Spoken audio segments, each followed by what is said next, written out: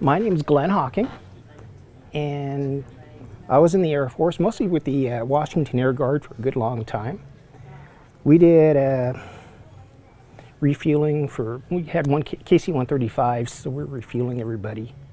I did active duty in Desert Shield and Desert Storm, and been here in Spokane most of the time from, oh heck, about 1986 until now. A few places here and there around the, in between, but yeah. I was actually 25 years old. I was actually late to the game. Wow. I went in and I was actually older than one of my drill instructors. I looked at it as an opportunity, and that was enjoyable. I met some good people that were, in the Guard unit, and it's like, hey, come on in. And it was actually an enjoyable experience. Well, some of the advantages for serving when I first joined up was education benefits. You're learning new skills. I signed up to do a job with the Air Guard that I would never have picked in my civilian life, and I enjoyed it. I actually got a chance to work on airplanes. It's one of those things that, I was always a kid, I was building model airplanes, and now I had a chance to work on them. But in civilian life, it's like, yeah, that was the last thing I would have been thinking of doing. Some of the things that we were dealing with over there is just, you're in a small group, you're isolated, and you're not having the same social activities and everything. So when I got back home, it was, I'm dealing with my family, I'm dealing with the, reintegrating what my family does, I'm reintegrating with my job, and there are some rough spots here and there. It just takes a while to transition back in. There's no one thing that I can think of, but yeah, it's just going from being overseas and being in a small group that's self-reliant, coming back and trying to decompress a little bit, because we're on a totally different schedule. We're running 24/7, so there's times where I'm busy all the time. And then just coming back, at least we had a chance to decompress a little bit.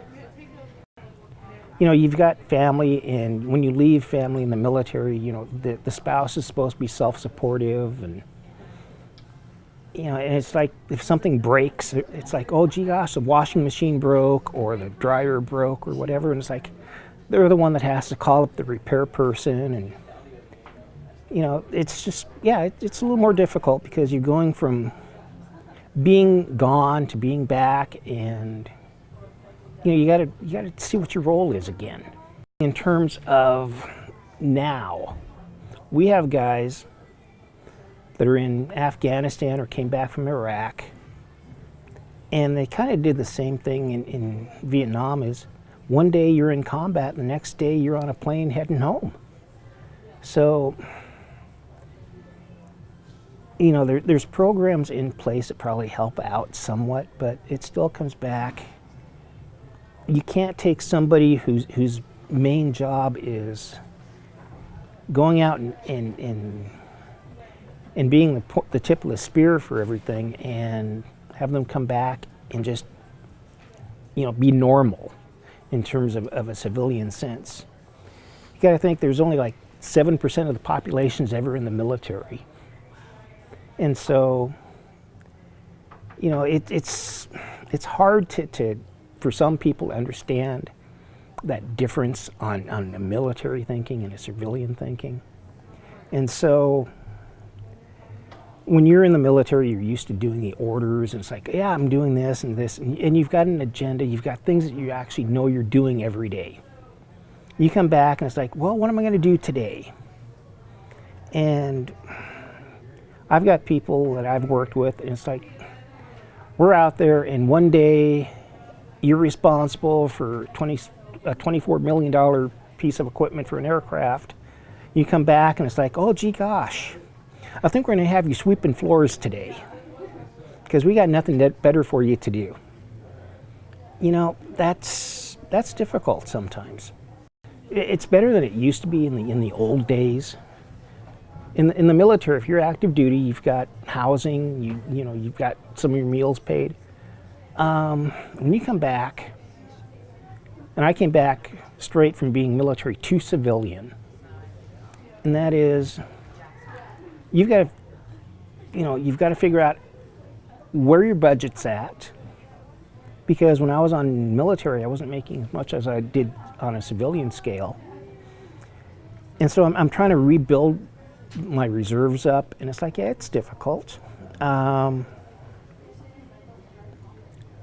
you know, we were kind of talking with some other people, and that is, in your military, again, you've got your housing and everything taken care of. You come back, and if you're out, you don't know if you have to budget, you know, a certain amount for your rent. You don't have to budget for your utilities. Say, in modern times, it's like, boy, $100 phone bill.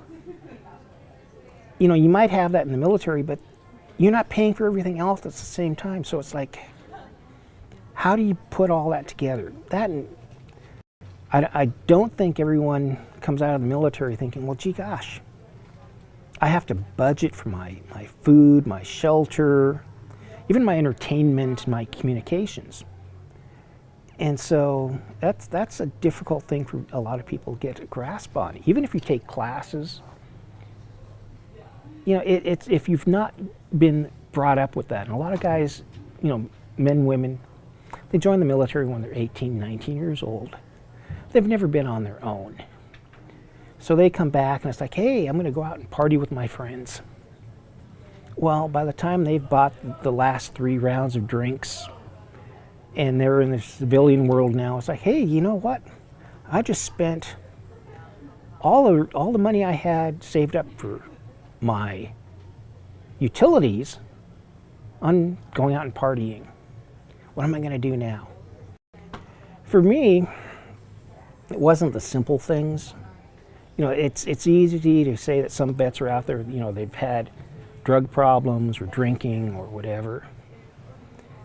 And a lot of that comes through self-medication, and I found that out. But for me, it was just a matter of life treating me, you know, just me not responding well to change. With the divorce and all of that, I ended up just having an economic spiral. You make good money, and then you end up only getting part of that for after the divorce because you're paying child support. If you lose a job and you're out of resources, you start losing things in your life. I had a nice house and couldn't afford the mortgage. Had a couple of cars. In the long run, ended up losing those because I couldn't keep up on the payment for the one and then the insurance on another. I became homeless because it ended up me running out of resources and not realizing I had more out there that, you know, if I would have tapped into it. Pride has a lot to do with it. You know, if you're a guy or somebody who's in the military who's trained to be self-sufficient and to get the job done, and you're out there and you're used to working all the time, and you're not working or there's no jobs out there, it's difficult because you want to work and you're used to working yourself out of a situation. And I never could catch that spot where it's like, yeah, you know, I've got a good job, I'm going to do well. And short term, I became homeless because I moved back up to Spokane after being gone for a couple of years, had a job, and then the job went. And by the time I realized, you know, I've got to hustle and find a job, there was nothing to find. I don't have the skill set anymore that works in Spokane for being employed at a job that's going to pay anything that I can survive on.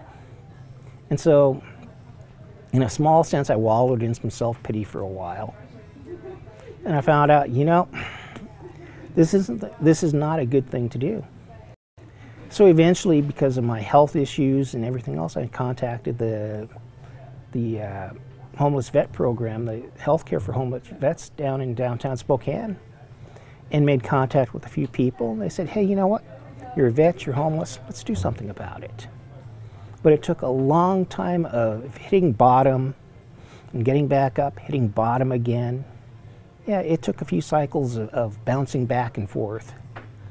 And I just discovered as I got older, I don't bounce as well. You know, being homeless isn't anything anybody plans for ever. You know, when I was if you would have asked 10 or 12 years, 15 years ago where I was going to be, this isn't it. The only thing I can say that gets you motivated is you've got to have hope.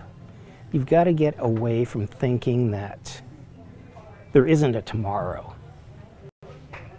There's so many people that when they start seeing that survival mode thing where you're thinking, what am I going to eat today? And there's people who worry about what they're going to eat today. Where they're going to sleep tonight. And they stop thinking about where tomorrow is going to be. They just get that short-sighted, I'm going to survive right now. But if you don't give them hope, they're not going to make it. They're just going to just sit there and they're going to survive day to day and sometimes hour to hour. And it is so difficult to get over that inertia, that idea that they're I hate to say it, they're comfortable where they're at because they know they can survive. And if you don't push them or they don't self-motivate, they're never going to move because they've gotten to a point where it's like, well, it was 17 degrees outside last night and I'm still alive. What's the worst thing that can happen now? Some of the common misperceptions is, again, they're not all out there because of drug abuse or being drunks or having mental issues. A lot of it comes down to not being able to fit back in and adapting. They're so used to moving in the military for getting what they need to do on the military scale. When you're out, you've got to find the job, you've got to stay employed, you've got to pay your bills. And like me, I think a lot of people, they end up being homeless, especially the vets, because they don't have that adaptability built into them sometimes. And they just start losing their resources.